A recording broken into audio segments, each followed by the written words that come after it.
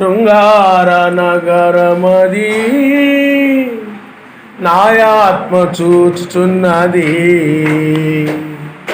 అందాల నగరమే నాకున్నది, నాయావిసనిధి నాది. సియోను పురమే నాకున్నది, అంతము కాదు సమాధి. శృంగార నగరమది నాయాత్మ చూచుచున్నది. అందాల నగరమే నాకున్నది, అంతరిక్షనిధి నాది. సియోను పురమే నాకున్నది, అంతము కాదు సమాధి. శృంగార నగరమది. హల్లెలూయా, హల్లెలూయా. పిల్లారా, మనము సామెతల గ్రంథము 6వ అధ్యాయము 5వ వచనములో వేటగాని చేతిలో నుండి లేడి తప్పించుకున్నట్లు, ఎరుకవాని చేతిలో నుండి పక్షి తప్పించుకున్నట్లు తప్పించుకును. ఆయన నామమున హల్లెలూయా, హల్లెలూయా. పిల్లారా, ఈ యొక్క ఉదయవేళ మనము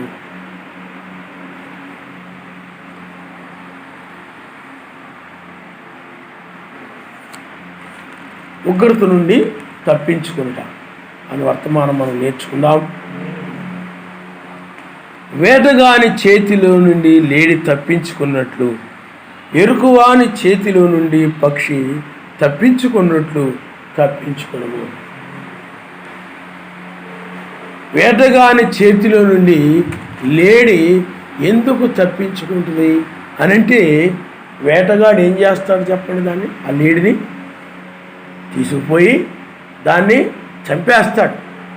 దాన్ని చంపేసి దాని కొమ్ములను అమ్ముకోవడము, చర్మాన్ని అమ్ముకోవడము, లేకపోతే దాని మాంసాన్ని, అది తినే మాంసం అయితే తినడము ఏదో చేస్తాడు. అందుకని అది ఏం చేస్తానంటే, ఆ యొక్క వేటగాని చేతిలో అది చనిపోకుండా, నశించిపోకుండా, ఆ యొక్క తన ప్రాణాన్ని కాపాడుకోవడం కోసము ఆ యొక్క లేడు ఏం చేస్తానంటే, ఆ గిలగిల తన్నుకొని ఆ చేతిలో నుండి ఏమండి ఏదో విధంగా పోరాడుతుంది అన్నమాట. ఎందుకనంటే దాని నుండి బయటకు రావడానికి, అతని యొక్క చేతుల నుండి బయటకు రావడానికి ప్రయత్నం చేసి ఏం చేస్తాడంటే చివరికి అది తప్పించుకొని వచ్చేస్తాం. ఆయన నామమున హల్లెలూయా, హల్లెలూయా. అలాగే ఎరుకువాని చేతిలో నుండి పక్షి తప్పించుకున్నట్లు తప్పించుకొనుము. ఎరుకువాని అంటే ఈ పక్షులు పట్టే వ్యక్తి ఏం చేస్తాడు చెప్పండి? ఆ పక్షి దొరికింది అనుకోనండి, ఆ పక్షి దొరికితే మా చిన్నతనంలో ఉండేవారు వాళ్ళు రాత్రులు ఏం చేసేవారు, వాళ్ళు ఆవులు ఉండేవి వాళ్ళకి. అంటే వాళ్ళు సంచార జాతికి సంబంధించిన వారు అన్నమాట. ఆ ఊరు ఈ ఊరు తిరుగుతూ అలా ఒక నెల రోజులు ఒక ఊరిలో ఉండడం, ఇంకొక నెల రోజులు ఇంకో ఊరిలో ఉండడం, ఆ విధంగా చేస్తూ ఉంటారు. ఎవరైనా వచ్చినప్పుడు మా ఇళ్ళ దగ్గరే ఉంటారు. మా ఇళ్ళ దగ్గర తుమ్మ చెట్లు అలాంటివి ఉండేవి. అక్కడ వాళ్ళు చిన్న గుడారాలు వేసుకొని మా ఇళ్ళ దగ్గరే ఉండేవారు. వాళ్ళకి ఆవులు ఉండేవి. ఆ ఆవుని అంటే ఈ యొక్క బుడబక్కలు అంటారు, వాళ్ళు నెమలేకల తగిలించుకొని ఏదో పళ్ళాలు కొట్టుకుంటూ వస్తుంటారు. అలాంటి రకరకాల వాళ్ళందరూ కూడా ఈ వేషాలు వేసుకొని అలాగా ఊరంతా తిరిగే వాళ్ళందరూ కూడా మా ఇళ్ళ దగ్గరే, మా ఇళ్ళ పక్కనే ఒక నెల రోజులు, 2 నెలలు, 3 నెలలు, ఎంతకాలం ఆ పక్క ప్రాంతాలన్నీ కూడా, ఆ ఊళ్ళన్నీ కూడా అలా తిరిగి వెళ్ళిపోతుంటారు అన్నమాట. ఆ వాళ్ళు ఆ యొక్క వచ్చినప్పుడు ఆ ఆవు ఉండేది, ఆవుని మేపుతూ ఉంటే ఆవు దగ్గరికి వస్తుంటాయి అన్నమాట కొంగల్ లాంటివి, ఇలాంటివి. వాటిని ఉచ్చులేసి పట్టుకునేవాడు, వాటిని తినేసేవాడు. అలాగా వేటగాడు ఏం చేస్తాడని అంటే, వేటాడుతాడు పక్షుల్ని, వాటిని పట్టుకొని ఆహారంగా చేసుకోవచ్చు, లేకపోతే వాటి యొక్క ఈకలని మరలా ఏమైనా ఉపయోగం ఉంటే ఉపయోగించుకోవచ్చు. ఏదో విధంగా వేటగాడు వాటిని పట్టుకోవడానికి ప్రయత్నం చేస్తాడు. ఆ పక్షి దొరికినప్పుడు అతను ఏం చేస్తాడనేంటి దాన్ని తినేస్తాడు. కాబట్టి ఆ పక్షికి తెలుసు, లేడికి తెలిసినట్లుగానే. ఎందుకనంటే లేడితో ఉందనుకోండి, లేడి అంటే ఆ జంతువులతో ఉందనుకోండి, దానికి ఏం భయం ఉండదు. వేరే వాటితో సహవాసం, వేరే వారు ఎవరైనా పట్టుకున్నప్పుడు వాటిని చూసి, అంటే వేరే జాతికి సంబంధించినవి అయినట్లయితే భయపడతాయి. అలాగే పక్షి కూడా అంతే. పక్షులు వాటి జాతి ప్రకారం అవి వృద్ధి చెందేలాగా ఆయన సృష్టించాడు. కాబట్టి అందుకనే బైబిల్ చెప్తూ ఉంటుంది, ఆ వాక్యం చెప్తూ ఉంటుంది, ఆ వాటి జాతి ప్రకారము అవి ఉత్పత్తి అయినట్లుగానే. అలాగే సర్వశక్తిమంతుని యొక్క సంతానం కూడా అలాగే వచ్చారు బైబిల్లో మనం చూస్తాం. ఇప్పుడు కూడా ఆత్మ సంబంధమైన సంతానం కూడా అలాగే వచ్చారు. ఆయన నామనిస్తారు. హల్లెలూయా, హల్లెలూయా.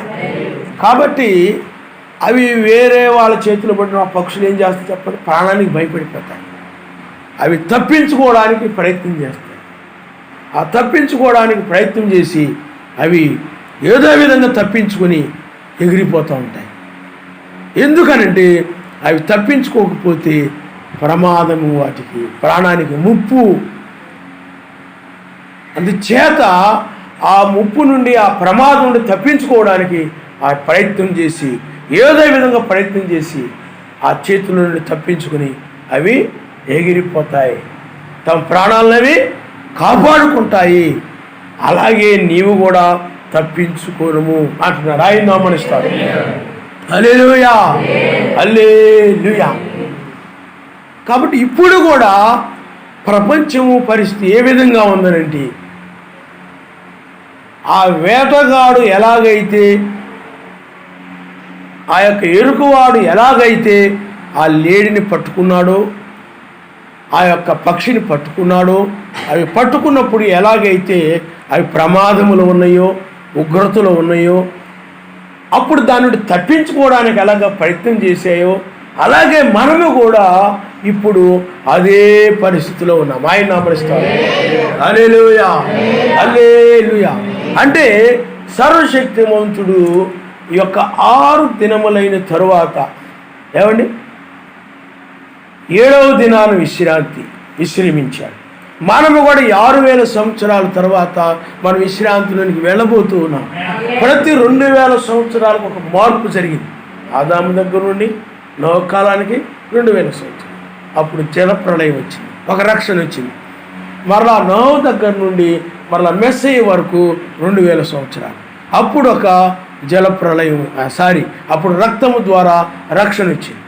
మరలా అక్కడి నుండి మరలా ఈ యొక్క వేకు నక్షత్రం వరకు, ఉదయకాలపు వర్తమానం వరకు 2000 సంవత్సరాలు. ఆయన నామనిస్తాడు. హల్లెలూయా, హల్లెలూయా. అందుకనే చూడండి, 7వ సంఘకాలం దగ్గరకు వచ్చేటప్పటికి ఆయన ఏమంటాడంటే, ఆమెన్ అని వాడు చెప్పు సంగతులు ఏమనగా, ఆమెన్ అనేది అలా జరుగునుగాక. కాబట్టి 7వ సంఘకాలంలో ఆమెన్ అని చెప్పువాడుగా ఏమండి ఉన్నాడు ఆయన. కానీ తుయితరి సంఘకాలానికి వచ్చేటప్పటికి ఆయన అగ్ని జ్వాలల వంటి కన్నులతోనూ, అపురంజి వంటి పాదములతోనూ వాని క్రియలు చొప్పున ప్రతిఫలం ఇవ్వడానికి ఇప్పుడు ఆయన ఆ విధంగా వచ్చాడు. అందుకనే ఆ సమయంలో మనకు వేకు చుక్కనిస్తానన్నాడు ఆయన. యెజబెలుకేమో. కాబట్టి సర్వశక్తిమంతుడు వాని క్రియల చొప్పున ప్రతిఫలం ఇవ్వడానికి న్యాయాధిపతిగా రంగం మీదకి వచ్చాడు. కాబట్టి ఆ రంగం మీదకి వచ్చిన న్యాయాధిపతి ఇప్పుడు మనకేమో వేకు చుక్కనిస్తాడు, లోకానికేమో ఏమిస్తున్నాడు చెప్పండి? బహు శ్రమలు ఇవ్వబోతున్నాడు ఆయన. ఇప్పుడు ఆయన ఈ 2వ రాకడలో ఎలా వచ్చాడు అని అంటే, ఆయన ఉగ్రతతో వచ్చాడంటే కోపముతో వచ్చాడు. కోపం అంటే ఏమిటంటే పగ తీర్చుకోవాలని వచ్చాడు ఆయన. వాని క్రియలను బట్టి ప్రతిఫలం ఇవ్వాలి. ఈ లోకము 2000 సంవత్సరాలు కృప చూపించాను. ఈ 2000 సంవత్సరాల్లో వీళ్ళు మారు మనసు పొందలేదు, మార్పు పొందలేదు. వీళ్ళు కయ్యూను వలె తిరగబడుతున్నారు తప్ప ఆ ప్రవక్తలని అలాగే ఆ నీతిమంతుల్ని చంపుతూ ఉన్నారే తప్ప ఏమాత్రం కూడా గద్దించినప్పుడు పశ్చాత్తాప వీళ్ళలో కనబడకుండా మా భక్తి కరెక్టే, మేము చేసేది కరెక్టే, మేము మాట్లాడేది కరెక్టే, మా విధానం కరెక్టే, మా సిద్ధాంతాలు కరెక్టే అని తిరగబడుతూ ఉన్నారు తప్ప ఏ మాత్రం కూడా వీళ్ళు మారు మనసు పొంది పశ్చాత్తాపడి అలాంటి స్వభావాన్ని విడిచిపెట్టి, అలాంటి సిద్ధాంతాలు విడిచిపెట్టి, అలాంటి దుర్బోధనలు వదిలిపెట్టి సత్యాన్ని వీళ్ళు పట్టుకోలేదు. కాబట్టి ఇంకా సమయము హోషేయ గ్రంథంలో చెప్పబడిన ప్రకారం 2 దినములైన తర్వాత 3వ దినాన్ని ఇజ్రాయెలు స్థిరపరుస్తారన్నాడు. కాబట్టి 2000 సంవత్సరాలే కృపకాలం. అందుకని 6 దినములే కరెక్ట్గా వస్తాయి మీకు. 6000 సంవత్సరాలు. 7వ దినం రాబోతా ఉంది. ఇప్పుడు మనం 3వ దినములో ఉన్నాం. అంటే 2000 సంవత్సరాలు అయిపోయిన తర్వాత 3వ దినములో ఉన్నాం. ఈ 3వ దినములోని ఉదయం ఏం జరుగుతుంది చెప్పండి? ఎత్తబడి దొంగ వలె అకస్మాత్తుగా 1996లో ఆయన రంగం మీదకి వచ్చాడు. ఎందుకు వచ్చాడనండి? వాని క్రియలు చొప్పున ప్రతిఫలం ఇవ్వడానికి ఆయన వచ్చాడు. ఆ వచ్చేటప్పుడు ఎలా వచ్చాడండి? ఈ మారు మనసు పొందినటువంటి ఈ యొక్క ఆ కయ్యూరు లాంటి స్వభావం కలిగినటువంటి, ఎందుకనండి వాక్యమును చెప్పినప్పుడు వాళ్ళు లోపడక పశ్చాత్తాపడక కోపగించుకొని ఆ నీతిమంతుని ప్రవక్తని చంపారే, దానికి ప్రతిఫలంగా చంపడానికి, నాశనం చేయడానికి, ప్రతిఫలాన్ని ఇవ్వడానికి, వాళ్ళు చేసిన దుష్టక్రియలను బట్టి ఆ యొక్క ప్రతిఫలం ఇవ్వడానికి ఆయన కోపముతో ఆయన రంగం మీదకి వచ్చాడు. ఇప్పుడు ఆయన కోపముతో రంగం మీదకి వచ్చాడు. ఈ ప్రపంచానికి ఆయన ఏమండి రోమా సామ్రాజ్యం కింద ఉన్నది కాబట్టి ఈ ప్రపంచము రోమా సామ్రాజ్యాన్ని నాశనం చేయబోతున్నాడు. లోతు దినాల్లో అలాగే చేశాడు ఆయన. లోతు కూడా ఆ తెల్లవారుజామున తప్పించుకున్నాడు. లోతు ఆ తప్పించుకున్న నిమిత్తం ఆ సొదొమ గొమొర్రా విడిచి వెలుపలకు వెళ్ళిపోయాడు. కాబట్టి ఇప్పుడు కూడా మనము అదే సమయంలో ఉన్నాం. కాబట్టి ఇది ఆ ఉగ్రత నుండి మనము తప్పించుకునే సమయం ఇదే. ఆయన నాశనం చేయడానికి వచ్చాడా? ఏమండి నాశనం చేయడానికి వచ్చాడు ఆయన అని చెప్పి ఇప్పుడు మనం ఏం చేస్తున్నామండి? ఆ నాశనం నుండి తప్పించుకోవడం కోసము ఆయన కోపంతో ఉన్నాడు. కాబట్టి ఈ ప్రపంచం మీద ఆయన కోపం నీ మీద ఉండకుండా, నీవు కూడా ఆయన కోపములో నశించిపోకుండా, సర్వశక్తివంతుని యొక్క కోపములో నశించిపోకుండా ఆయన పగ తీర్చుకోవడానికి వచ్చాడు. కాబట్టి ఆయన పగలో నువ్వు నశించిపోకుండా తప్పించుకునే నిమిత్తమై నీవు కూడా ఇప్పుడు ఏం చేస్తున్నావునండి? ఆ పక్షి వలె, ఆ లేడి వలె, ఆ ఉగ్రత నుండి, ఆ ఖడ్గము నుండి, ఆ లేడు లేకపోతే ఆ యొక్క ఆ పక్షిలో కత్తితో చంపుతాడు అతడు, దాని నుండి తప్పించుకోవడానికి అది ఎలా ప్రయత్నం చేస్తూ ఉందో ఇప్పుడు కూడా నీవు కూడా ఆయన కోపం నుండి తప్పించుకోవడానికి ఏం చేస్తున్నావు చెప్పండి? ప్రయత్నం చేస్తున్నావు. ఆయన హల్లెలూయా. ఎందుకు ఏ విధంగా ప్రయత్నం చేస్తున్నావు అంటే ఆయనే వచ్చి చెప్పాడు కాబట్టి. ఇదిగో ఈ ప్రపంచమునికి నేను నాశనం చేయబోతున్నాను, తుడిచిపెట్టబోతున్నాను. ఏమండి ఇంకా 1000 ఏళ్ల పాలన రాబోతా ఉంది. మనకి ఈ ప్రపంచం అనగా రోమా సామ్రాజ్యం కింద ఉన్నటువంటి ప్రపంచాన్ని ఆయన నాశనం చేయబోతున్నాడు కనుక ఇప్పుడు తప్పించుకునే సమయం ఇది. ఆయన ఉగ్రత నుండి తప్పించుకోవడం అంటే ఆయన కోపం నుండి తప్పించుకోవడం. ఎవరి మీద కోపం ఉన్నాడు చెప్పండి? ఆయన పాపుల మీద, అవిధేయుల మీద, మత్స్యాగ సంఘాల మీద, రోమన్ క్యాథలిక్ సంఘం మీద, ఆ జనుల మీద, ఆ ప్రజల మీద ఆయన ఏ విధంగా ఉన్నాడు? కోపంగా ఉన్నాడు ఆయన. అది ఏ కోపం చెప్పండి? ఏ కాలంలో లేనంతటి భయంకరమైన కోపం. అంత భయంకరమైన కోపం ఏమిటి? ఇది అన్నిటికీ ముగింపు. ఆయన హల్లెలూయా. ఎందుకు ముగింపు అనంటే ఏ కాలంలో కూడా ఈ ముగింపు రాలేదు. మరలా నాశనం చేయడం, మరలా నూతన నోహు కాలం జలప్రలయం నాశనం చేశాడు ఆయన. మరలా పాపపు జనులు వచ్చేసారు. అలాగే లోతు కాలంలో నాశనం చేశాడు ఆయన. మరలా లోతు సంతానం నుండి మరలా పాపులు వచ్చేసారు. నోహు కాలంలో కూడా ఆ సంతానం నుండి వచ్చేసారు, పొలోమని వచ్చేసారు. అలాంటి వారు మరికి ఎన్నడూ రాకుండా ఈ భూమి మీదకి ఎల్లప్పుడు కూడా ఎప్పుడు కూడా నీతిమంతులు ఉండేలాగా, ఏమండి, ఇక ఆయన రాజ్యమే ఇక భూమి మీద ఉండేలాగా ఏ కాలములో లేనంతగా గొప్ప కాలములు, గొప్ప సమయములు మనం ఉన్నాం. ఆయన నామములో. అందుకని ఇలాంటి ముగింపు ఎప్పుడూ లేదు. ఇంకా పాపపు జనులు ఇక రారు, పాపపు జనులు ఇక రారు.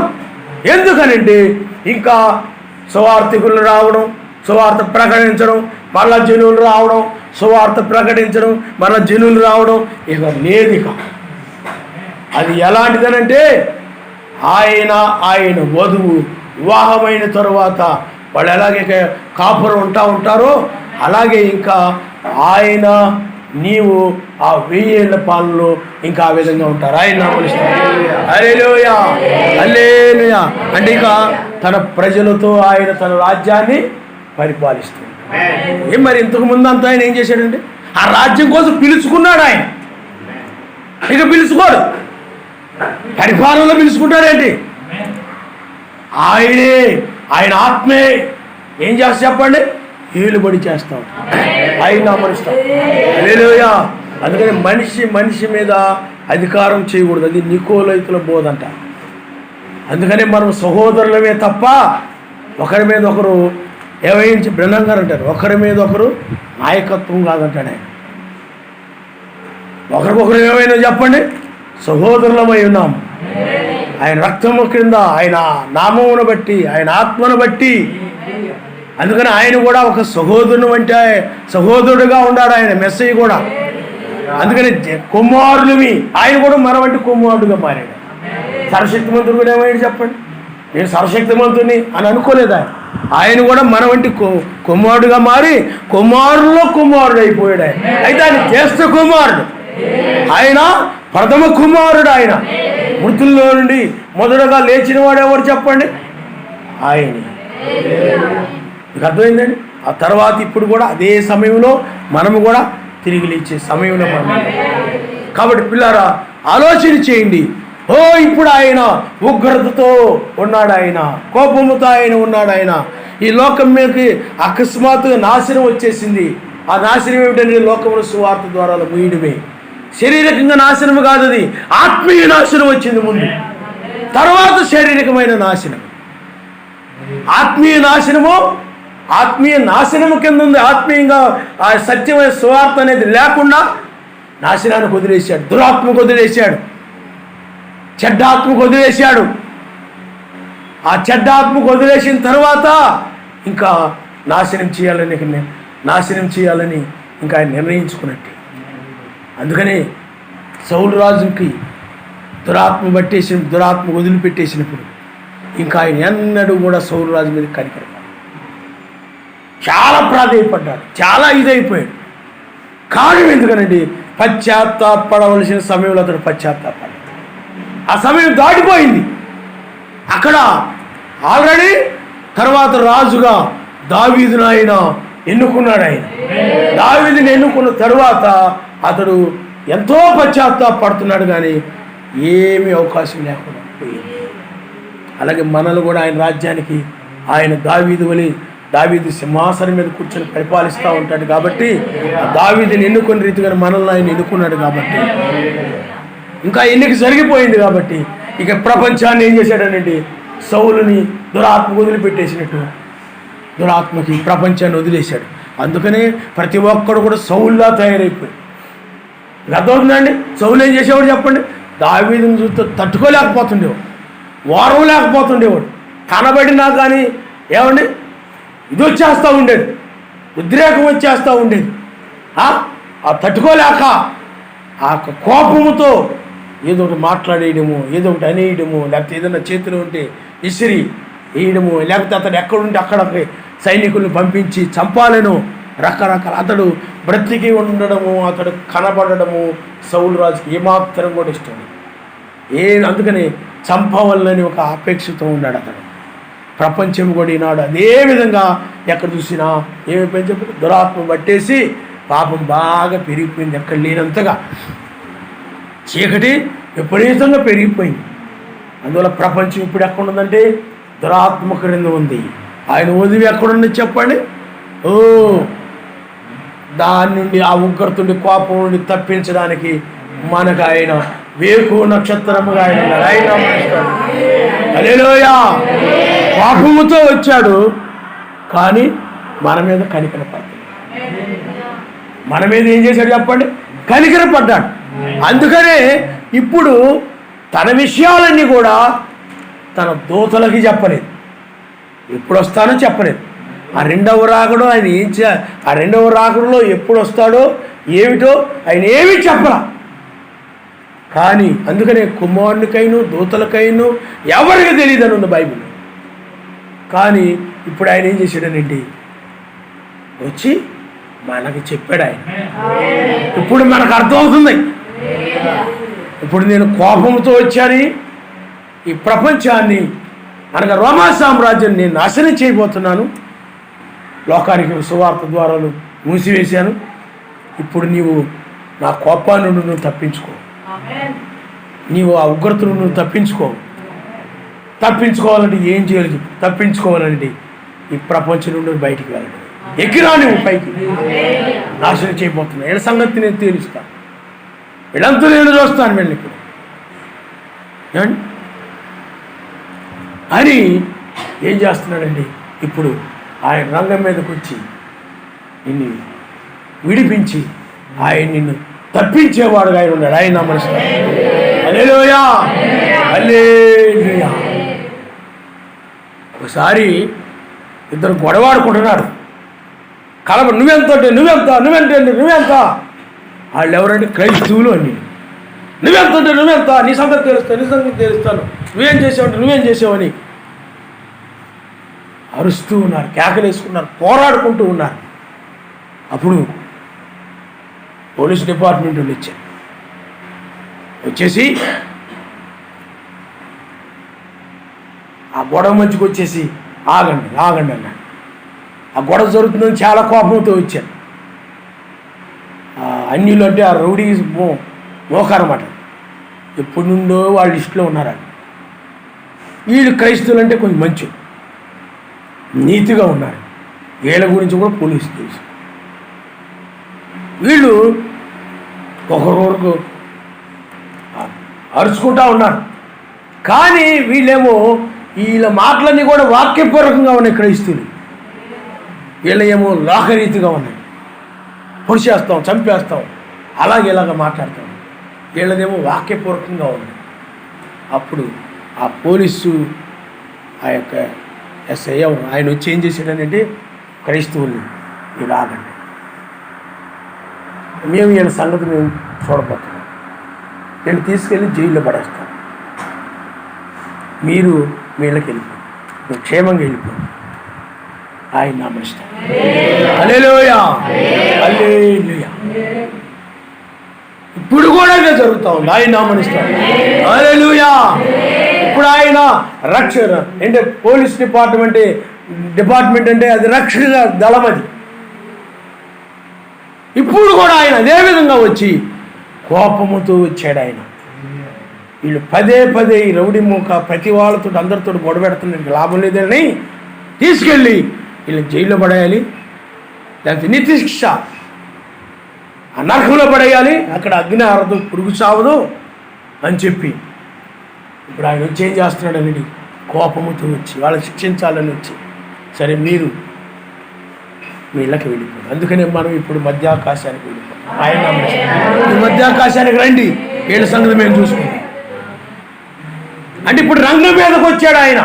అందుకనే నిర్గమాకాండం 14వ అధ్యాయంలో వాక్యం ఏమి చెప్తుందనండి, ఆయనే మనతో పోరాడుతున్నాడుగా. ఇజ్రాయెల్ ఎవరైతే సేవిస్తున్నారు వారి యొక్క సర్వశక్తిమంతుడి రంగం మీదకి వచ్చాడు. ఇప్పుడు ఆయనే యుద్ధం చేస్తున్నాడు. మనము పారిపోదాము రండి, ఆయన నామనిస్తాం. హల్లెలూయా.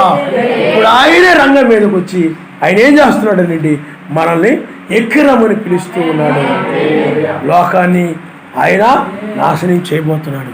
అందుకని అపవాది ఏమైపోతున్నాడు చెప్పండి, కలవరపడిపోతున్నాడు. సాతానుడికి ఇప్పుడు ఏమొచ్చింది చెప్పండి? ఈ వర్తమానం అంటే వాడికి కలవరం, ఈ వర్తమానం అంటే వాడికి ఇష్టం ఉండదు. వాడికి దుర్బోధలు అవి అంటే వాడి బోధలు కాబట్టి అవి బాగా ఇష్టం వాడికి. ఈ వర్తమానం అంటే వాడికి ఇష్టం. అందుకని తీర్పు ఆరంభమైంది కాబట్టి మీరు ఎలా చెప్పగలుగుతున్నారు? వాక్యం అలా చెప్తుంది కాబట్టి. మరి ఐగుప్తిలో ఉంది ఎవరు? మరి సాతానుడే కదా. మరి ఇప్పుడు కూడా సాతానుడు ఏమైపోతుంటే చెప్పండి? కలవరం పడిపోతుంది. మనకు కనబడుతున్నాడా సాతానుడు? అంటే వాడు కనబడతాడు. ఎందుకనంటే ఇప్పుడు పంచ జ్ఞానేంద్రియాల ద్వారా మనము వాడిని చూడలేము.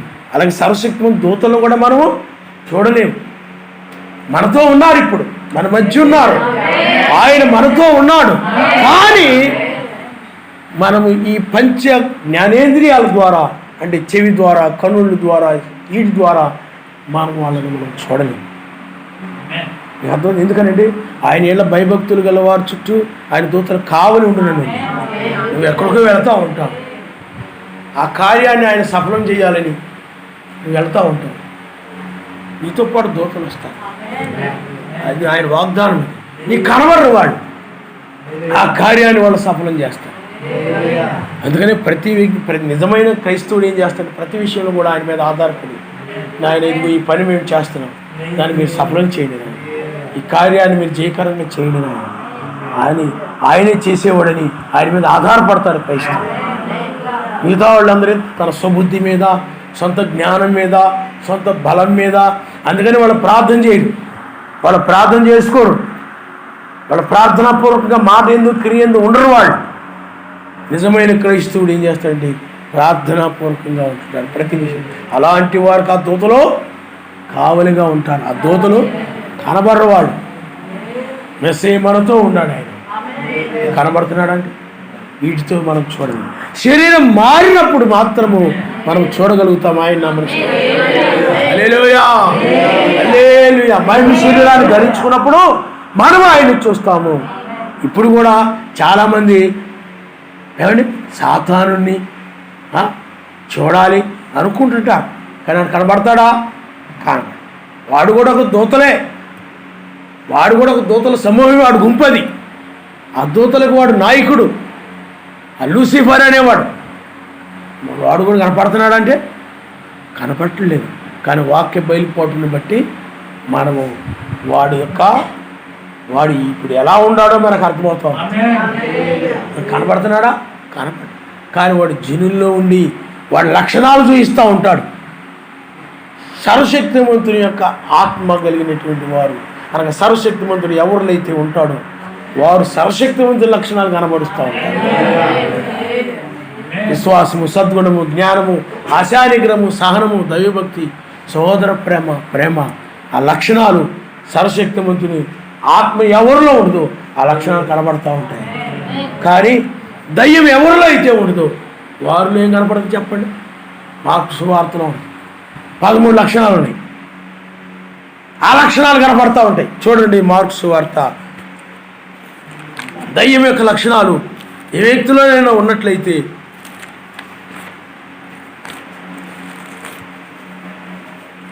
చూడము. మార్కు సువార్త 7వ అధ్యాయము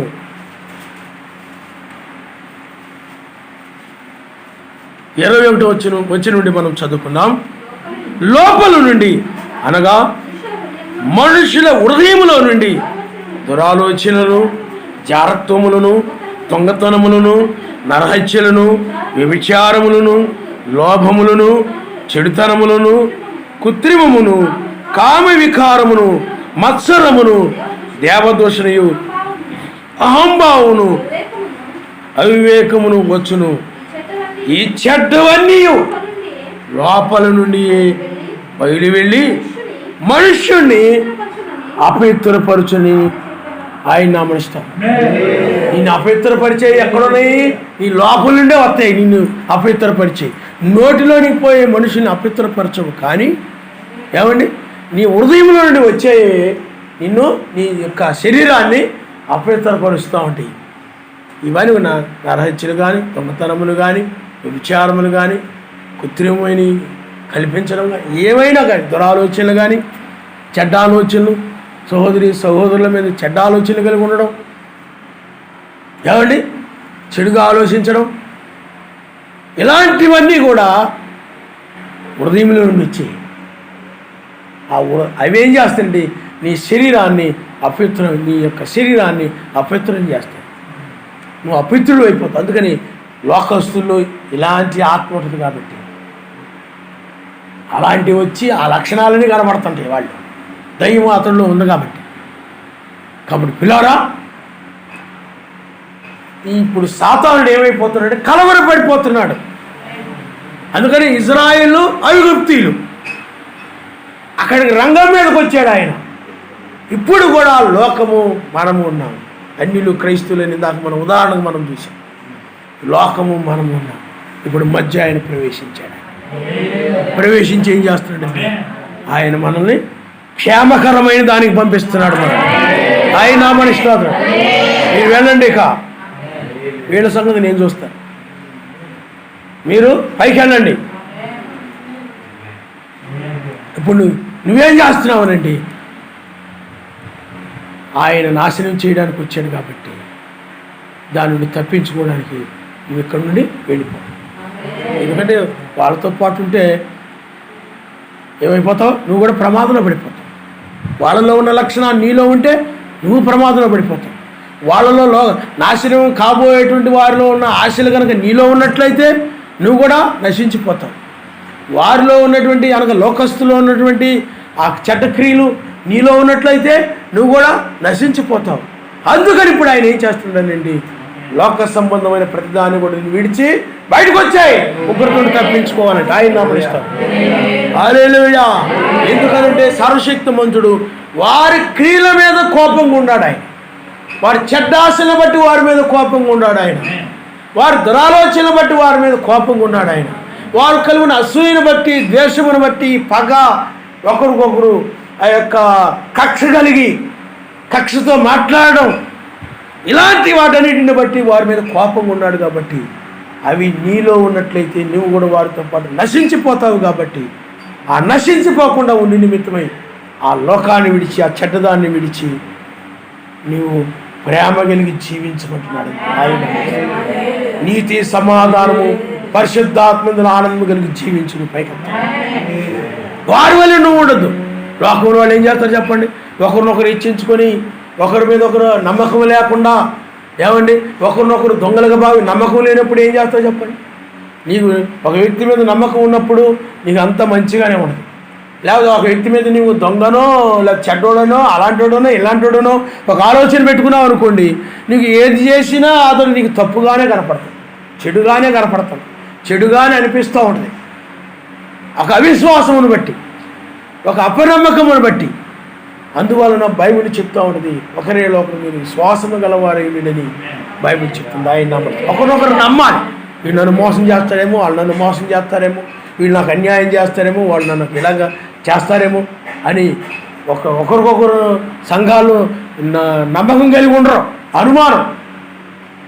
ఎవరైనా మాట్లాడుకుంటున్నారు అనుకోండి, మంచిగా మాట్లాడుకుంటారులే, మీరు నా గురించి విరోధంగా ఎందుకు మాట్లాడుకుంటారులే అని అనుకోరు. నా గురించి ఏమో చెప్పుకుంటున్నారేమో, వాళ్ళే ఒకటి అయిపోతున్నారేమో, వీళ్ళలో అనుమానం, నమ్మకం ఉండదు. అవిశ్వాసం ఏం చేస్తాడు చెప్పండి, అపనమ్మకంతో అవిశ్వాసంతో ఉంటాడు. ఆ విధంగా సంఘాలన్నీ ఉన్నాయి. ఈ యొక్క నీతి, సమాధానం, పరిశుద్ధాత్మ ఆనందం వచ్చేసింది అనుకోండి, నీకు అవన్నీ పోతాయి. ఎత్తబడాలంటే ఇవి ఉండాలి. అందుచేత లోకంలో నుండి నువ్వు వెలుపులకు రమ్మడం అని అంటే, సదముఖము నుండి అంటే వాళ్ళు వెలుపులకు వచ్చారు, శారీరకంగా వచ్చారు తప్ప వాళ్ళలో ఉన్నటువంటి ఆ చెడుతనాన్ని వాళ్ళు విడిచిపెట్టి రాలేదు. నీకు అర్థమైందా? నా కాలంలో కూడా అంతే వచ్చారు, అందుట్లో ఒకటి చెడుతనాన్ని వదిలిపెట్టలేదు. అలాగే లోతు కాలంలో కూడా కుమార్తెలు చూడండి, వెలుపులకు వచ్చారు, వచ్చిన తర్వాత తన తండ్రితోనే వాడు పాపం చేశాడు. మరి ఎందుకు వచ్చింది అది? ఎందుకు వచ్చింది చెప్పండి? శారీరకంగా వచ్చారు కానీ ఆత్మీయంగా రాలేదు, పరిశుద్ధులుగా రాలేదు బయటికి. లోకాన్ని అంటే ఆ యొక్క ఆలోచనల స్వభావాలు వదిలి రాలేదు. ఆ కామము స్వభావం వదిలి రాలేదు వాడు. అది వదలకుండా శరీరకం వచ్చేసాడు. మీకు అర్థమైందా? ఇజ్రాయేల్ కూడా అంతే, ఐగుప్తు నుండి శారీరకంగా బయటకు వచ్చారు, కానీ ఆత్మీయంగా వాళ్ళలో ఆ యొక్క ఐగుప్తు సంబంధమైన ఆశలు కానీ ఆలోచనలు కానీ అనగా కోరికలు కానీ ఇలాంటివి చావలేదు వాళ్ళు. శారీరకంగా ఐగుప్తుకు బయటకు వచ్చేసారు. అందుకని అవే ఏం చేశారంటే మరలా ఐగుప్తు వైపు త్రిప్పేసాయి వాళ్ళని. మరలా ఐగుప్తుకు పోవాలనుకున్నారు. ఐగుప్తు యొక్క ఆలోచనలు ఐగుప్తులోనే బాగుంది, ఇక్కడన్నీ కూడా శ్రమలే, ఇక్కడంతా కూడా కష్టాలే, ఏమీ లేదు అని. ఐగుప్తులో అయితే చాలా బాగుంది, ఇక్కడ మీద బెటర్గా ఉంది, అక్కడ అది తిన్నాం ఇది తిన్నాం, ఇక్కడ అలాంటిది ఏమీ లేదు. అక్కడ ఉన్నాయి శ్రమలు పడ్డంతకాలం ఏం చేశారు చెప్పండి? ప్రార్థన చేశారు. నాయనా, నువ్వు అబ్రాహాము గారికి వాగ్దానం చేశావు, ఐగుప్తుడు కానాను తీసుకుని వెళ్తానని. ఆ వాగ్దానం నెరవేర్చు నిమిత్తం సర్వశక్తిమంతుడు వాడి కోసమే మోషేని పంపించాడు. కానీ వాళ్ళు మోషేని లెక్క చేయలేదు. నువ్వెంత అంటే నువ్వెంతన్నారా, ఏమి లెక్క చేయలేదు. ఐగుప్తులు నుండి కానాను వెళుతూ ఉన్నప్పుడు మార్గ మధ్యలో మళ్ళీ శ్రమలు వస్తాయి. ముందేం చేసిన ప్రార్థనకి తర్వాత దానికి తేడా వచ్చేసింది. ముందేమో ఐగుప్తు నుండి విడిపించమని ప్రార్థన చేశారు, తర్వాత ఏం ప్రార్థన చేశారనండి? మోషే యొక్క దీనిని మనం విడిపించి కానాను ఐగుప్తుకు మమ్మల్ని తీసుకెళ్ళమని ఒక ఎద్దును తయారు చేసుకుని ఎద్దే యెహోవా అని మళ్ళీ ఐగుప్తులోనికి వెళ్ళడానికి ప్రయాణమైపోయింది. తేడా వచ్చేసింది, రివర్స్ అయిపోయింది. కాబట్టి పిల్లారా, ఎందుకు అలా జరిగిందనండి? వారు వచ్చారే కానీ, శారీరకంగా వచ్చారే కానీ, ఆ లోకాన్ని లోకాశల్ని అనగా ఐగుప్తు ఆశలని, ఐగుప్తు మీద ఆ మాంసాపేక్ష మనస్సుని, అలాంటి వాడిని కూడా విడిచిపెట్టి వాళ్ళు రాలేదు కాబట్టి మరలా ఏమైపోయింది చెప్పండి? మనసు తిరిగిపోయింది. ఇప్పుడు అయినట్లయితే నువ్వు శారీరకంగా ఇంకా రాదు. ఇప్పుడు వాడు ముందు మీరు ఒక విషయాన్ని గమనించాలి. ఐగుప్తు నుండి బయటకు వచ్చినప్పుడు ఆయన ఏం చేశాడనంటే శారీరకంగా బయటకు తీసుకొచ్చేసి, ఏమండి, శారీరకంగా ముందు బయటకు తీసుకొచ్చేసి అప్పుడు ఆత్మీయంగా బయటికి రమ్మన్నాడు. అంటే ధర్మశాస్త్రాన్ని ఇచ్చి బయటికి రమ్మన్నాడు ఆయన.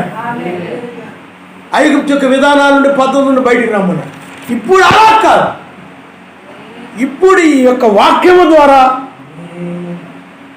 ఆత్మీయంగా బయటికి రావడము, ఆ తర్వాత ఈ శరీరం మార్పు చెంది పైకి వెళ్ళడం. ఆయన హల్లెలూయా. అప్పటికి ఇప్పటికి తేడా ఆయన నామనిస్తాం. హల్లెలూయా. అంటే వాళ్ళు ఐగుప్తు నుండి బయటకు వస్తున్నారు, శరీరంగా బయటకు వచ్చేసారు, ఎర్ర సముద్రం దాటి కూడా బయటకు వచ్చేసారు. కానీ ఐగుప్తు ఆత్మలు మాత్రము వాళ్ళని వెంబడిస్తూనే వచ్చాయి. వాళ్ళలో ఆ యొక్క ఐగుప్తు సంబంధమైన విగ్రహ సంబంధమైన అలాంటివన్నీ కూడా వచ్చేసాయి. అందువల్ల వాళ్ళ 20 లక్షల మంది నశించిపోవడానికి కారణం ఏమిటంటే ఐగుప్తులో ఉన్నటువంటి ఆ ఆత్మల వలన ఆ దయ్యాలు వాళ్ళని పాపం వైపు ప్రేరేపించేసాయి, ఆ దురాత్మ. అందువల్లే వాళ్ళు పాపం చేశారు, చనిపోయారు వాళ్ళందరూ కూడా.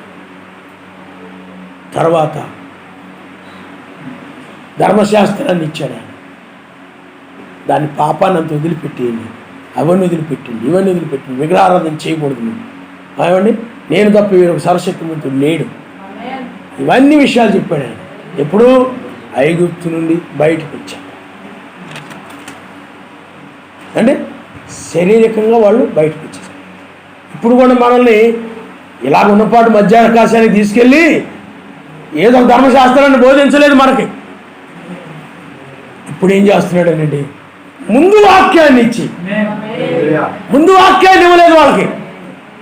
రక్షణ ఇచ్చాడు, శారీరకంగా రక్షణ, ఆత్మ సంబంధంగా రక్షించబడాలని అప్పుడు వాక్యం ఇచ్చాడు ఆయన.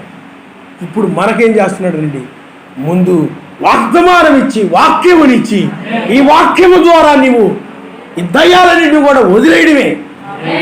ఇంతకుముందు మనం నేర్చుకున్నాం, ఒక వ్యక్తిని ఒక అసూయ అనే దయ్యమో, క్రోధం అనే దయ్యమో, కోపమైన దయ్యమో, కక్ష అనే దయ్యమో, అసూయ అనే దయ్యమో, ఐక్య విచారంతో కూడిన దయ్యమో, త్రాగించే దయ్యమో, వ్యభిచారపు దయ్యమో ఆ వ్యక్తిలో గూడు కట్టుకుపోయేది.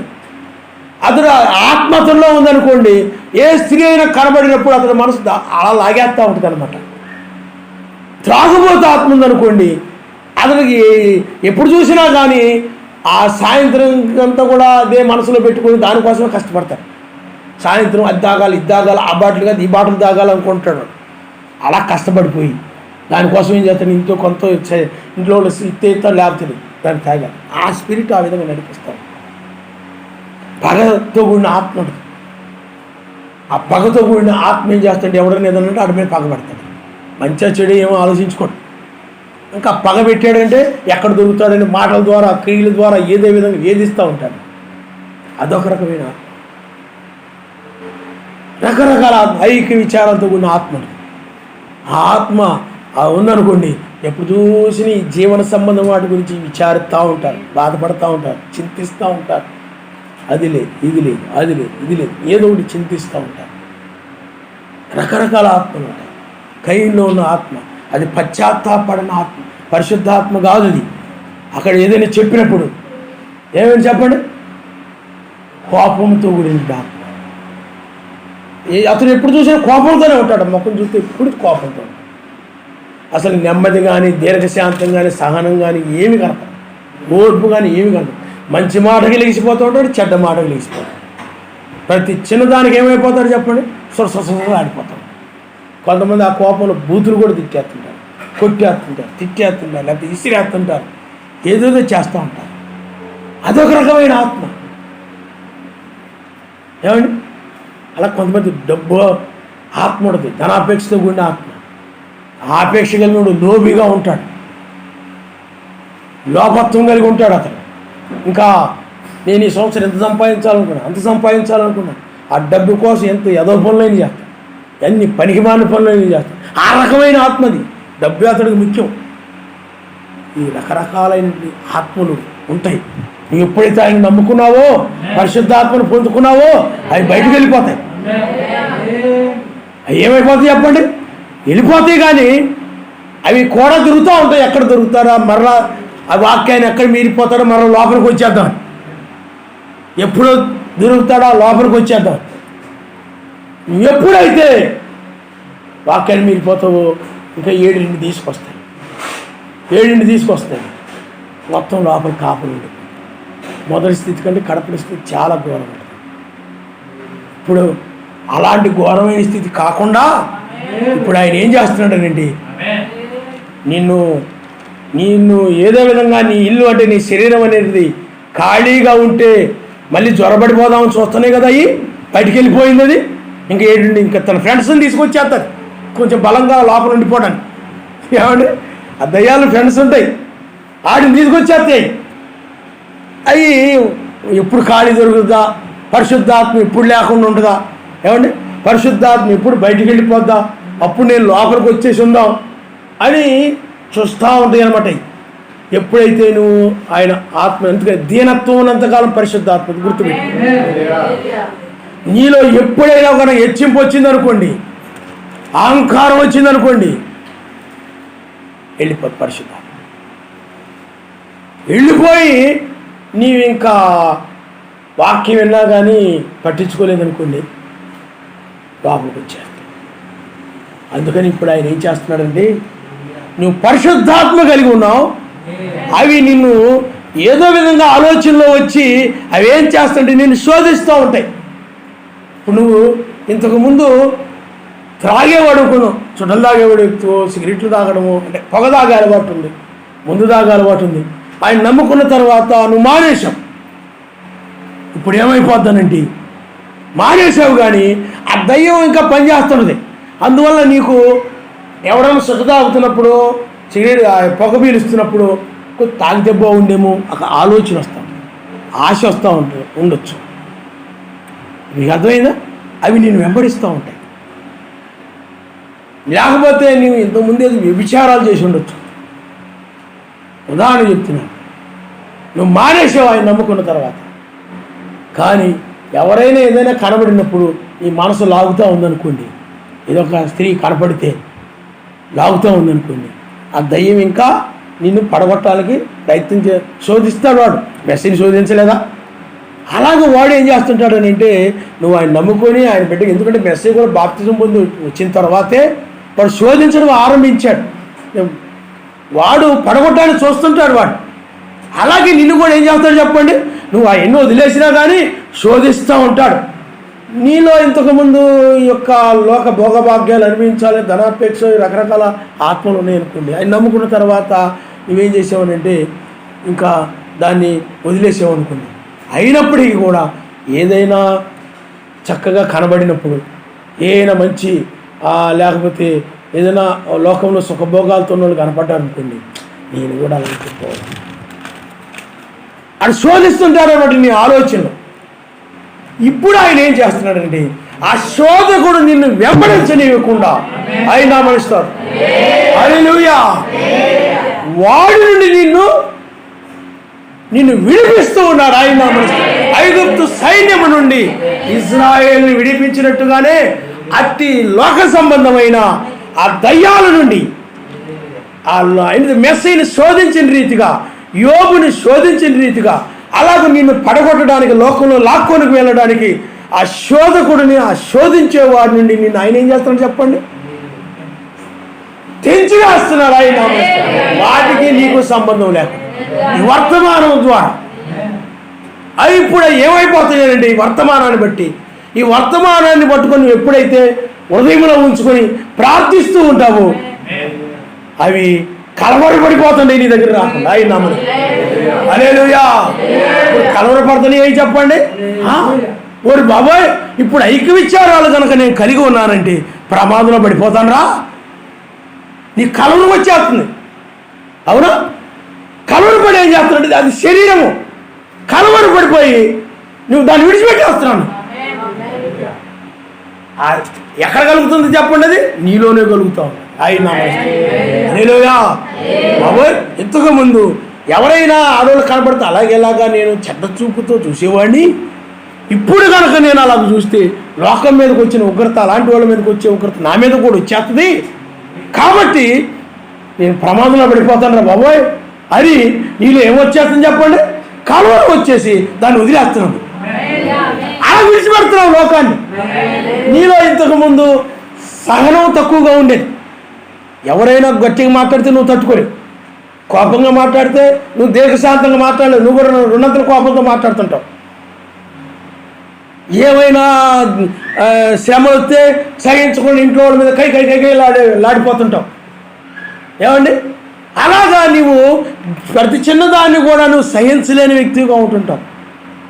ఇప్పుడు ఏం జరుగుతుంది చెప్పండి, ఈ వర్తమానాన్ని బట్టి బాబోయ్ నీ సహనం కలిగి ఉండాలి. మెసేజ్ చూడండి ఎంత సహనం కలిగి ఉన్నాడో. ముళ్ళ కిరీటం పెట్టినా కానీ, కొడా దెబ్బలతో కొట్టినా కానీ, అన్నాడు మాటలు బూతులు తిట్టారు, ఏదో అన్నారు, రకరకాలుగా అన్నారు. అన్నీలు వాళ్ళు రోమీలు తాగేసి ఆ ఉమ్మి ఆయన ముఖాన్ని ఊసారు ఆయన. అయినా కానీ ఆయన తట్టుకున్నాడు. ఇప్పుడు నేను కూడా అలాగ లేకపోతే, సహనాన్ని కనుక లేకపోతే, నాలో ఉన్నటువంటి ఆ సహనాన్ని కనుక నేను విడిచిపెట్టకుండా ఆ సహనాన్ని నేను కలిగి ఉండాలి. నేను ఇలాంటి దానంతా కూడా వదిలేసేయాలి. నేను వదిలేయకపోతే ప్రమాదంలో పడిపోతాను రా అని నీలో కలవరం వచ్చేసి నువ్వేం చేస్తావు చెప్పండి, వదిలే. ఆ యొక్క నీలో సహనం లేకుండా చేసేవాడేమో చెప్పండి, దయ్యమే. ఇప్పుడు ఏమైపోతుంది చెప్పండి, అది నిన్ను వదిలిపెట్టి వెళ్ళిపోద్ది, మెసేజ్ వదిలిపెట్టి వెళ్ళి. ఎందుకనంటే ఆయనలోనికి రావడానికి ప్రయత్నం చేశాడు వాడు. లోక సంబంధం అన్నీ చూయించేసి ఎప్పుడైతే ఆయన ఆశపడతాడో లోపలికి వచ్చేస్తాడు.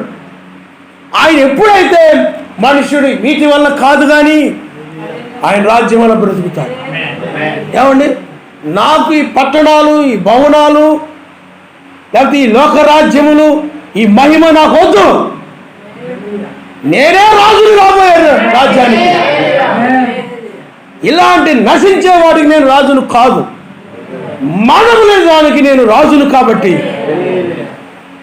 మరణము లేని పట్టణానికి నేను రాజును. కాబట్టి నువ్వు పోతులు బొమ్మన్నాడు. అర్థమైందా? అందుని బట్టి ఇప్పుడు కూడా నీవేమైపోతావు చెప్పండి, వాడు వదిలిపెట్టి వెళ్ళిపోతాడు. ఇప్పుడు ఆయన నామనిస్తారు. హల్లెలూయా. వదలడం కాదు, వాడే ఏమైపోతాడు చెప్పండి. ఈయన వాక్యానికి చోటెత్తున్నాడు తప్ప రొట్టె అంటేనే లేదు, నాకు వాక్యం ఆహారం అంటున్నాడు, నా మాట చోటు లేదు. వీడు ఏమంటే లోక సంబంధమైనటువంటి వాక్య వ్యతిరేకమైనటువంటి వాటికి ఆయన హృదయంలో చోటు ఇవ్వలేదు, కానీ వాక్యం ఏమి చెప్తుందో దానికి మాత్రమే ఆయన చూపిస్తున్నాడు. వాక్యం గురించి మాట్లాడుతున్నాడు. హృదయం వెళ్ళిన దాన్ని బట్టి నోరు మాట్లాడుతాను వాక్యం చెప్తా ఉంది కాబట్టి, హృదయంలో ఏమున్నది?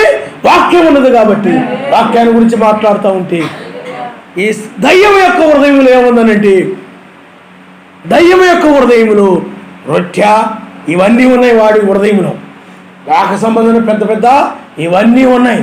అందుకని పెద్ద పెద్ద పట్టణములు, సింహాసనాలు ఇవన్నీ ఉన్నాయి. అందుకని వాటి గురించి మాట్లాడుతున్నాడు. మీకు అర్థమవుతుందండి? కాబట్టి పిల్లరా, అప్పుడు ఆయనకి ఏం మొక్కవలసి ఉన్నది. ఎప్పుడైతే వాక్యాన్ని పట్టుకున్నాడో అప్పుడు వెళ్ళిపోతాడు. ఇప్పుడు కూడా చివరి సమయంలో నువ్వు వాక్యాన్ని బలంగా పట్టుకున్నప్పుడు వాడు నిన్ను వదిలిపెట్టి వెళ్ళిపోతాడు. అప్పుడు ఈ శరీరం మారి నువ్వు పైకి వెళ్ళిపోతావు. హల్లెలూయా, హల్లెలూయా. అప్పుడు అందుకనే ఇక్కడ హృదయం మారినప్పుడు శరీరం మార్పుని పైకి వెళ్ళిపోద్ది. అక్కడైనట్లయితే శరీరం బయటకు వచ్చింది, ఆ తర్వాత హృదయం మారి యెహోషువ కాలేబులు కానానికి వెళ్ళిపోయారు. ఆయన నమస్కారం. హల్లెలూయా. అంతేగాని వీళ్ళ హృదయాలు మారాక అప్పుడు ఐగుప్తు నుండి కానానికి తీసుకెళ్దాంలే అని అనుకోలేదు ఆయన. కాబట్టి పిల్లారా, ఇప్పుడు ఆయన కోపముతో వచ్చాడు కనుక రెండో పేతురు రాసిన పత్రిక 2వ అధ్యాయంలో చెప్పబడిన ప్రకారం వీళ్ళందరినీ కూడా ఆయన శిక్షించబోతూ ఉన్నాడు కనుక, ఎందుకంటే వీళ్ళు దోషులుగా ఉన్నారు. ఆయన వాక్యమును మీరు ప్రతి ఒక్కరు ఆయన దృష్టిలో దోషే. ఆ దోషుల్ని శిక్షించబోతూ ఉన్నాడు కనుక నువ్వు ఇప్పుడు ఏం చేస్తున్నావంటే వాటిని విడిచిపెట్టేయమంటున్నాడు. కాబట్టి నువ్వేం చేస్తున్నావంటే వాటిని విడిచిపెట్టేస్తున్నావు. కలవరపడిపోయి ప్రమాదంలో పడిపోతానరా అని చెప్పి ఈ శరీర సంబంధమైన వాటిని విడిచిపెట్టేస్తున్నావు. శరీరేచ్ఛలను విడిచిపెట్టి పెడుతున్నావు. అందుకని శరీరేచ్ఛలను నెరవేర్చుకున్నట్టుకు ఇక శరీర విషయమై నువ్వు ఆలోచన చేసుకోవట్లేదు. అర్థమైనా? శరీర విషయం ఇక ఆలోచన చేసుకొనక ఉగ్రతను రక్షించబడాలని నువ్వు ఆలోచనతో ఇప్పుడు ఆ ఉగ్రత నుండి నువ్వు తప్పించబడుతున్నావు. అందువల్ల ఆ లేడీ లేకపోతే పక్షి ఎలాగైతే ప్రమాదంలో ఉన్నానురా, ప్రమాదకరమైన సమయంలో ఉన్నానురా, ఇది తప్పించుకోవాలరా, ఎలాగైతే ఆ పక్షి ఎలాగ ప్రయత్నం చేసి తప్పించుకుంటుంది, ఇప్పుడు నీవు కూడా ఇది ప్రమాదకరమైన దినం, ఇది ఉగ్రత దినమని, తీర్పు దినమని బైబిల్ చెప్తుంది. కాబట్టి ఆయన నాశనం చేయడానికి వచ్చాడు. కాబట్టి ఈ లోకాన్ని ఇది నేను తప్పించుకునే సమయం ఇది. ఇప్పుడు కానీ నేను తప్పించుకోకపోతే, లేడి తప్పించుకునే రీతిగా, పక్షి తప్పించుకునే రీతిగా నేను కూడా ఈ యొక్క సమయంలో నేను తప్పించుకోకపోతే లోకంతో పాటు నేను నశించిపోతాను అని తప్పించుకునే విధంగా నీవు ఇప్పుడు ఏం చేస్తున్నాడు? తప్పించుకునే ఈ తప్పించే వర్తమానాన్ని పట్టుకొని తప్పించుకున్న వాయిని అమలుస్తాడు. హల్లెలూయా. ఆ నాశనం చేయబోయే ముందుగా నిన్ను తప్పిస్తున్నాడు ఆయన. దూతలను పంపించి లోతు దినాల్లో ఏం చేశాడు చెప్పండి? తప్పించాడు ఆయన. ఆ ఊరి దోష శిక్షలో, ఈ ప్రపంచం యొక్క దోష శిక్షలో నశించిపోకుండా తప్పించడానికి ఆయన వచ్చాడు. కాబట్టి పిల్లరా, ఆ నాశనం నుండి నువ్వు తప్పించుకోవాలంటే ఆయన్ని నువ్వు అడగాలి, ఆయనే తప్పించాడు, ఆయన్ని నువ్వు అడగాలి. నాయనా నన్ను ఆ యొక్క శోధకుడి నుండి, అందుకని బైబిల్లో వ్రాయబడి ఉంటుంది, నువ్వు ప్రార్థించినప్పుడు ఏమండి శోధనలో ప్రవేశించుకుంటున్నట్లు మెలుగు కలిగి మీరు ప్రార్థన చేయలేదు. దానికి ఆధారం ఏంటండి? ప్రార్థనే. విన్న వాక్యాన్ని బట్టి నువ్వేం చేయాలి చెప్పండి? ప్రార్థనే. ప్రార్థన లేకుండా నువ్వు వెళ్ళలేవు. ఎందుకంటే వాక్యం చెప్తుంది ఒక సువార్తలో జరగబో వాటన్నిటిని కూడా తప్పించుకొని మనిషి కుమారుని ఎదుట మీరు నిలబడినట్లు మెలుగు కలిగి మీరు ఎల్లప్పుడూ ప్రార్థన చేయండి. హల్లెలూయా, హల్లెలూయా. ఎప్పుడైతే నీవు ఆ దయ్యము నిన్ను వదిలిపెట్టి వెళ్ళిపోతావు, ఈయన అగ్ని బాప్తిజం అని కూడా అంటారు. ఇంకప్పుడు ఏమవుతుందంటే నీకు ఇంకా లోకంలో ఏది కనపడినా కానీ ఆశలు కలవు నీకు. ఇక సోదరులు చూసినప్పుడు అసూయ కలగదాం. ఎవరైనా నీ మీద కైలాడినా కానీ నువ్వు సహనంతో ఉంటావు. ఏమైపోయింది చెప్పండి? పోయి వదిలేసి వెళ్ళిపోయి. అవి నిన్ను శోధించేవి, అవి శోధిస్తాయి. మెస్సీని శోధించగా మరి నిన్ను శోధించవా? ఎవరైనా శోధిస్తాయి.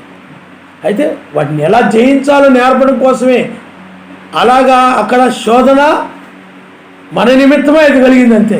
ఆయన మనం ఎలా జయించాలంటే వాక్యము ద్వారా. ముగ్గురు యూదులు ఉన్నారు, ఏం చేశారు చెప్పండి? సాతాను రాజు ద్వారా వచ్చి శోధించాడు. మీరు ప్రతిమ నమస్కారం చేస్తేనే తప్ప, లేకపోతే తీసుకుని అగ్నిలో పడేస్తామనండి. వాడు వాక్యాన్ని పట్టుకున్నారు, వాక్యాన్ని పట్టుకున్నారు. అప్పుడు అగ్ని కూడా వాళ్ళని ఏం చేయలేకపోయింది. కాబట్టి పిల్లారా, ఈ చివరి సమయంలో వాక్యాన్ని నువ్వు పట్టుకో. వాక్యము ద్వారా నీతి, సమాధానము, పరిశుద్ధాత్మేంద్ర ఆనందము కలుగుతుంది. అందుకని వాక్యము ద్వారానే తీర్పు జరుగుతుంది. మెసేజ్ చెప్పాడు ఆయన మొదటి రాకడలోనే, నా మాటలను బట్టే తీర్పు జరుగునని ఆయన చెప్పాడు కాబట్టి. అందుకని ఆయన వాక్యము ద్వారా తీర్పు జరుగుతూ ఉంది కాబట్టి నీ వాక్య ప్రకారంగా ఉంటే నువ్వు రక్షించబడతావు. వాక్య ప్రకారంగా లేకపోతే ఉగ్రతలో పడిపోతావు. అందుకని ఈ వర్తమానాన్ని ఏమంటారు చెప్పండి? స్థిరమైన ప్రవచన వాక్యం అంటారు. స్థిరమైన ప్రవచన వాక్యం అంటే ప్రవచనం అంటే జరగబోయేదాన్ని ముందుగా చెప్పాలి. ఇదిగో నేను కోపంతో వచ్చాను, దీన్ని నాశనం చేయబోతున్నాను. ఏమండి? మీరు వెలుపులకు వచ్చేసేయండి. లోతు ఎలా వచ్చాడు అలా వచ్చేసేయండి. దానియేలు ఎలా పైకి వచ్చాడు అలా వచ్చేసేయండి. నీ నిమిత్తం వాళ్ళందరూ కూడా ఛాయలుగా ఉంచాడు. కాబట్టి ఇది ఉగ్రత నుండి తప్పించుకునే సమయం ఇది. అందుకని లోతుతో ఆయన ఏం చెప్పాడండి? మీరు వెనక తట్టు చూడకుండా మీరు ముందుకు వెళ్ళిపోయినారు. సోయరు వైపు వాళ్ళు చూసి వెళ్ళిపోతారు. నీ గురి కూడా అంతే. లోకంలో నేను అది సంపాదించాలి, ఇది సంపాదించాలి, ఈ డబ్బు సంపాదించాలి, ఆ పేరు సంపాదించుకోవాలి, ఆ ప్రఖ్యాతులు సంపాదించుకోవాలి, అందరి గురించి నా గురించి చెప్పుకోవాలి, అందరిలో నాకు పేరు రావాలా. బైబిల్లో 5 వల్ల పడిపోయారు. పేరు కోసం పడిపోయారు, గర్వం వల్ల పడిపోయారు, అసూయ వల్ల పడిపోయారు, ఏమండి స్త్రీ వల్ల పడిపోయారు, డబ్బు వల్ల పడిపోయారు. అంటే పడిపోవడం సరశక్తి ముందు దూరం అయిపోయారు. ఇంకా వాటిలో పడిపోవడం అంటే ఇంకా వాటిలో కొనసాగారు. పడిపోయిన తర్వాత కొనసాగుతారు. ఇంకా వాళ్ళు పడిపోయినట్లు లెక్క. కొంతమంది పడినప్పటికీ మళ్ళీ తిరిగి లెగుస్తారు.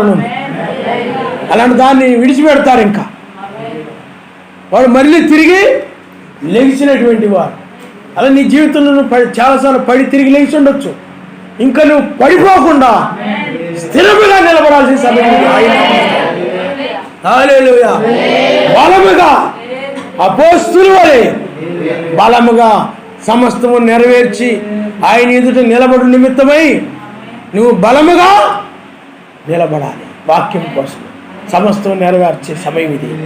ఎందుకంటే ఆపద సమయం ఇది. ఆపదను పడిపోకుండా తప్పించుకోవాలంటే లోకంలో ఏవైతే ఉన్నాయో చెడు దాని అంతటిని కూడా నువ్వు విడిచిపెట్టడం అంటే వాక్యాన్ని నువ్వు పట్టుకోవడం. వాడే నిన్ను విడిచిపెట్టి వెళ్ళిపోతాడు. నీకు అర్థమైందా?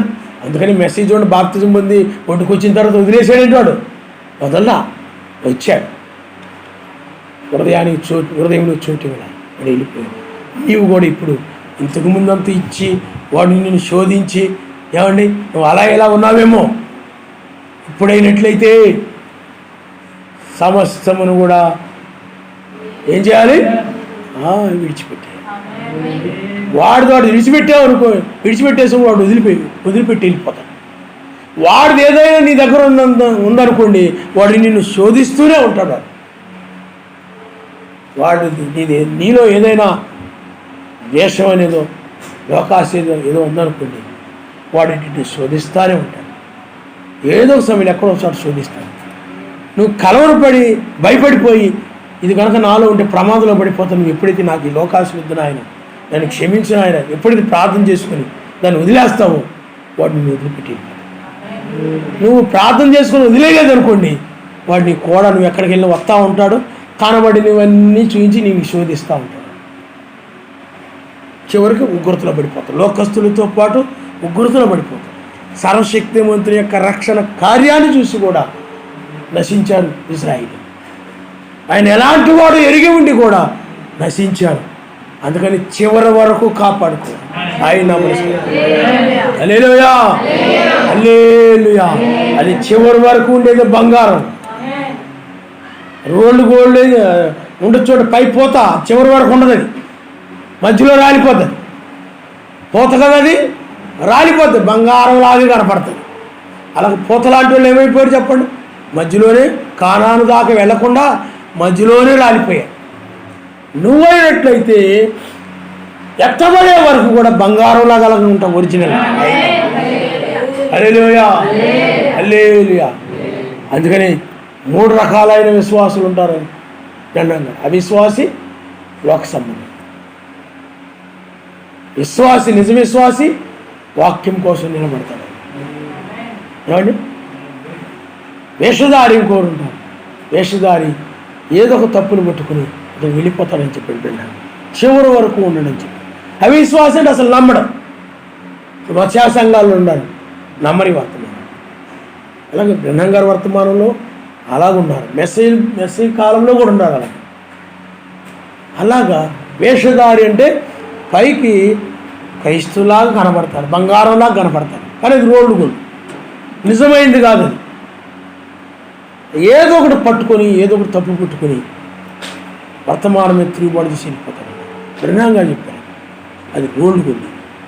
నిజమైనది అప్రత్యక్షత కలిగిన వాళ్ళు ఏం చేస్తారండి, తుదమట్టుకు కూడా బంగారంలాగే అలాగే ఉంటారు. ఆయన నమ్మకం. అందుకనే యెహోషువ, కాలేబులు అలాగూ పట్టుకొని ఉన్నారు. ఆయన ఏలియా, ఎలీషా, ఏలియాని వదిలిపెట్టకుండా ఎక్కడికి వెళితే ఆ విధంగా ఉన్నారు. ఇప్పుడు కూడా నీ వర్తమానాన్ని వదలు పెట్టుకున్నా, వర్తమానం నేను ఎలాగో చూపిస్తే ఎటువైపు వెళ్ళమంటే ఆ విధంగా వర్తమానం ప్రకారం ఉన్నట్లయితే ఉగ్రత తప్పించుకుంటాం. కాబట్టి పిల్లారా, లోకస్తుల మీదకి ఆయన ఉగ్రత రాబోతూ ఉంది. విగ్రహారాధికుల మీదకి, వ్యభిచారుల మీదకి, దొంగల మీదకి, త్రాగుబోతుల మీదకి, నరహంతకుల మీదకి, కయ్యూలాగా ఆ యొక్క మారు మనసు పొందకుండా కోపంతో సర్వశక్తిమంతుని మీద తిరగబడినటువంటి వారందరి మీద కూడా ఆయన ఉగ్రత రాబోతూ ఉంది. కాబట్టి నీవు ఆ లోకాన్ని పూర్తిగా విడిచి వచ్చే సమయం ఇదే. నువ్వు పూర్తిగా ఆ రాజ్యానికి సంబంధించిన వ్యక్తిగా మారిపోవాలి. నువ్వు ఎత్తబడాలంటే అదే నీతి, సమాధానము, పరిశుద్ధాత్మ, ఆనందం కలిగిన వ్యక్తిగా నువ్వు మారితేనే పైకి ఎత్తబడతావు. నువ్వు ఇంతకు ముందులాగా నేను ఉంటానని అనుకుంటే నువ్వు ఇంకా లోకాన్ని విడిచి రాలేదు. అందుకని లోకాన్ని విడిచినప్పుడే నీతి, సమాధానము, పరిశుద్ధాత్మ, ఆనందం కలిగిన వారి మీద ఆయన ఉగ్రత రాదు. ఉగ్రతకు తప్పించబడతారు. ఈ యొక్క నీతి లేని వారి మీదకి, సర్వశక్తిమంతునికి విరోధంగా నడిచే వారి మీదకి, లోకములో ఉన్న వాటిని ఆనందించే వారి మీదకి ఆయన ఉగ్రత రాబోతారు. గమనించండి. అందుకని లోక సంబంధమైన వాటిని బట్టి ఆనందించండి, ఆయన్ని బట్టి ఆనందించండి, రక్షణ బట్టి ఆనందించండి, వాక్యాన్ని బట్టి ఆనందించండి. ఆయన రాజ్యముని వెతకండి, ఏమైనా కావాలంటే ఆయన ఇస్తాడు. ఈ లోకములో ఎత్తబడే సమయంలో ఏదైనా కావాలంటే ఆయన ఇస్తాడు. ఆయన్ని వెతకండి, అడగండి. ఆయన నాకు నీతిని దయచేయి, నాలో నీకు తెలుసు ఏ దయ్యం నిన్ను వెంబడిస్తుందో, అంటే వెంబడిస్తుందంటే శోధిస్తుందో, ఏది నిన్ను శోధిస్తుందో నీకు తెలుసు. మెస్సీని శోధించిన రీతిగా వాక్య విరోధంగా నిన్నేదో శోధిస్తూ ఉంటుంది. చెడు అది సాతానుడు ఎప్పుడు కూడా లోకాన్ని, చెడుతనాన్ని తీసుకొచ్చి నీ హృదయంలో శోధిస్తూ ఉంటాడు. అది చెయ్యి, ఇది చెయ్యి, అపాపం చెయ్యి, ఇది దొంగిలించు, అది చెయ్యి, ఇది అన్యాయం చేసి, ఇది ఎవరు చోట్లేదు ఇలా పట్టుకుపో. వాడే నీ చేయించేది, నీ చేత దొంగతనాలు చేయించేది. అదిగో రోడ్డు మీద కనపడతా ఉంది, ఎవరు బయట లేరు, ఏదో ఒకటి ఉంటుంది. ఎవరు చూడలేదు కదా, నీకు అవసరం కదా, పట్టుకుపో. ఆ విధంగా ఆలోచనలు ఇచ్చేవాడు ఎవరంటే దయ్యం. సాతాను పరిశుద్ధాత్మ అది నీది కాదు, పరులుగా నువ్వు ఆశించకూడదు, నువ్వు దొంగిలించకూడదు అని చెప్పి పరిశుద్ధాత్మ. ఒక వ్యక్తి రోడ్డు మీద వెళ్తూ ఉన్నాడు అనుకోండి, అతడు జేబులో ఏదో తీసుకుంటా ఉంటే కింద పడిపోయింది అనుకున్నావు, నువ్వు వెనక వెళ్తూ ఉన్నావు, ఏమండి వెనక వెళ్తూ ఉన్నావు, అది పడిపోయినప్పుడు సర్వశక్తిమంతుని ఆత్మ పనిచేస్తే దయ్యము కూడా పనిచేస్తుంది. సర్వశక్తిమంతుని ఆత్మ అంటుంది, ఇదిగో అతడు 10 రూపాయలు 100 రూపాయలు కింద పడిపోయింది, 100 రూపాయలు కింద పడిపోయింది, అతడు చెప్పు, అతను అవసరమేమో చెప్పు, అసలు దానికి ఇచ్చేయి అంటే పరిశుద్ధాత్మ. దయ్యం అంటది, కింద పడిపోయింది కదా, చూడలేదు కదా, ఈ 100 రూపాయలతోటి నేను ఏదో మంచి హోటల్కి వెళ్ళొచ్చు, లేకపోతే ఏదో కొనుక్కోవచ్చు, చూడలేదు కదా, తీసేసుకో. 2 నీలో పనిచేస్తూ ఉంటాయి. ఎప్పుడైతే ఆ దైవ సంబంధమైన ఎదిరించేస్తావో వాడు నేను వదిలిపెట్టి వెళ్ళిపోతాడు, నువ్వు మంచిగా జీవిస్తావు. కానీ నువ్వేం చేస్తావు చెప్పండి, అయ్యా బాబు ఇదిగో నీ 100 రూపాయలు కింద పడిపోయాయి, తీసుకుపోండి. అయ్యే మంచి క్రియలు, సత్క్రియలు. ఆయన హల్లెలూయా హల్లెలూయా. కాబట్టి పిల్లారా చాలా జాగ్రత్తగా ఉండాలి. ఎత్తబడాలంటే ఆయన ఏం చేయొద్దు అన్నాడో వాటిని చేయకండి, ఆయన ఏం చేయమన్నాడో దాన్ని చేయాలి. ఆయన చేయొద్దు అన్న వాటిని నువ్వు చేయకుండా ఉన్నట్లయితే ఏమండి గుర్తు నుండి తప్పించుకుంటాం. అందుకని ఇప్పుడు పరిపూర్ణమైన ఒక రాజ్యముగా, పరిపూర్ణమైన ఒక ప్రేమ ఇప్పుడు నువ్వు ఎత్తబడడానికి నీకు అనుగ్రహించబడతా ఉంది. నువ్వు తల వంచుకొని మనం ప్రార్థన చేసుకుందాం.